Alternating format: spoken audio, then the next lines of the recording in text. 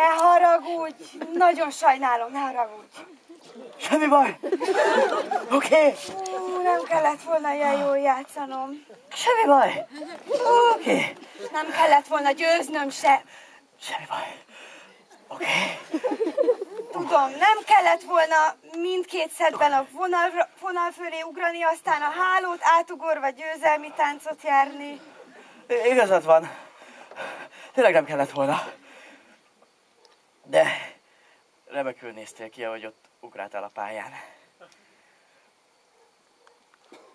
Tényleg? Abszolút.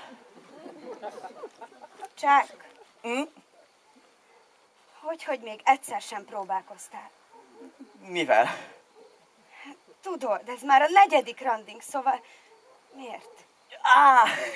Igen, értem a kérdést. Ez egy jó kérdés. Ez egy pontos, jó és jogos kérdés. Jó Istenem. Miattam van? Jaj, nem. Miattam van? Nem. Miattad nem. Akkor miattad? Ja, hogy miattam. Aha. Nem.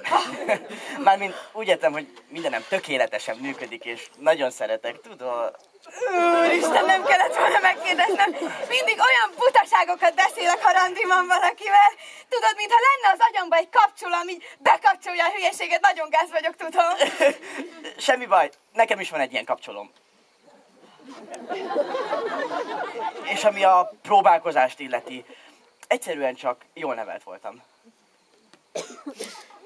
Jól nevelt. Hát igen, mert nem akartam hibázni, tudod? Persze. Mert azt hiszem, hogy te, meg Igen. én, meg te... Nézd, egyszerűen azt hiszem, hogy te vagy a legérdekesebb nő, akivel valaha találkoztam. Minden esetre a legjobb teniszezőnél, sajnálom. Csak főzhetek neked ma este vacsorát. Igazán. Mi a kedvenc kajád? A lecsó. Remek! Akkor csinálok neked lecsót! Ja, persze, csak ha nincsenek már ma estére terveid. Nekem terveim. Ugyan már nekem sosincsenek terveim.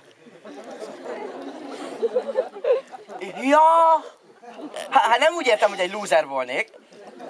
Csak hogy úgy általában ráérek. Ja.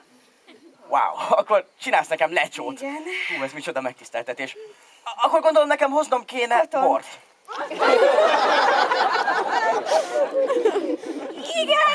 Igen, bor! Én is ezt akartam mondani. Igen. Hiszen a koton nem is megy a lecsó. Istenem, megint hülyeségre kapcsoltam. Ne haragudj, szuper lesz, hozol bort, tök jó. De ha gondolod, hozhatok kotont is. Persze. Hozhatnál. Jó, akkor elmegyek a boltba, veszek bort és... Igen, jó, nagyon jó lesz. Na jó, most már haza kell mennem, meg tudod, be kell szereznem útközben egy szakácskönyvet, hogy készül ez a... A lecsó! Igen, a lecsó! Jó, akkor én veszek bort és a... Igen, jó.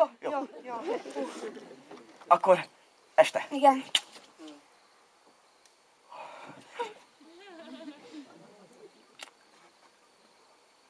Akkor... Este.